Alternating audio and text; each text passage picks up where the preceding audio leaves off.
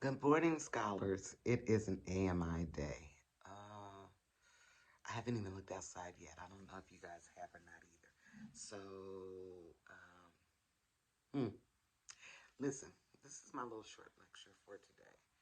Um, it's early, and Miss Mitchell hasn't had any coffee yet. So I'm just going to try to encourage you and also do the work. Remember to check in today, as I will be watching for you to check in today. And so as we left off on our Black history and everything, I first want to congratulate each and every one of you for doing such a good job for researching your person and making sure that we got your posters up. If you still have not turned in your poster or you need help with your poster, please let me know this week. I think we'll be back Friday. I'm not sure, but we'll see how the weather does.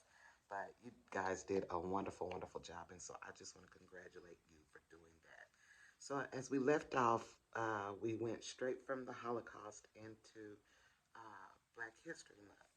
And so what I wanted us to think about are the parallels that we saw with the Nuremberg laws that were created to oppress Jewish people and people who were not German. And this included religious groups like the Jehovah's Witnesses, some Catholics. It also included people like the Romani Gypsies. Um, who else? Who else? Who else? Oh, Africans that resided in Germany as well, um, and disabled people. All these laws were created to keep them away from mainstream, to keep them from participating. Because at this time, Hitler feels like everything that the Germans had to go through, which stemmed from a war, World War One, that it was the Jewish fault.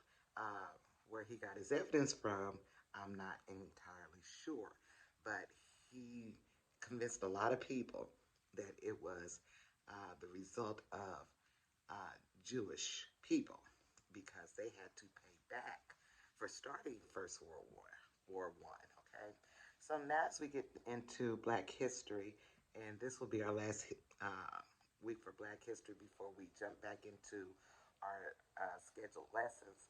Uh, there were laws here in America that created uh, disparities between black people and white people as well.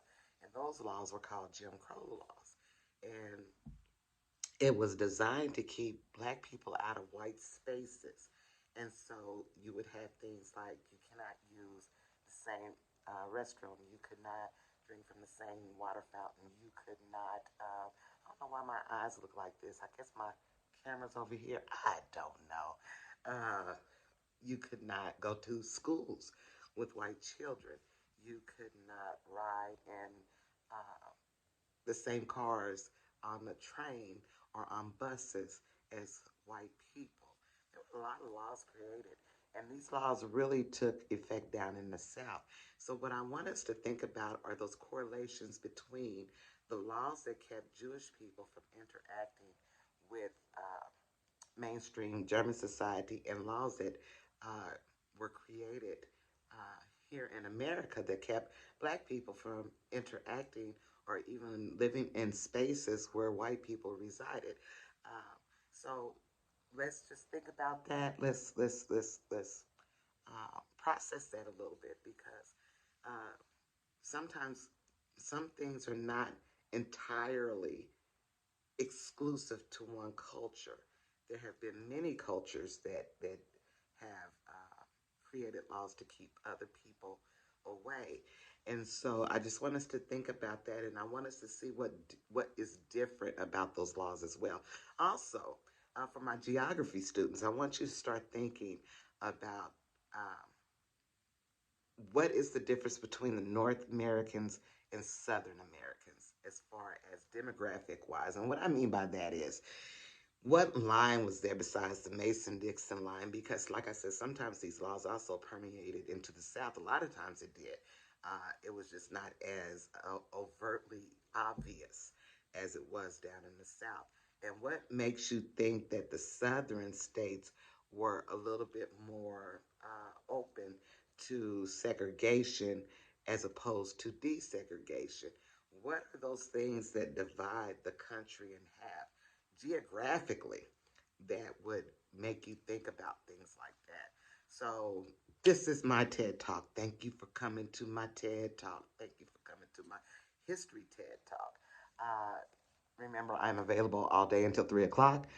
Please check in. Please check in with all of your teachers today. Miss Mitchell knows you can do it. Don't lay in bed till 12 o'clock.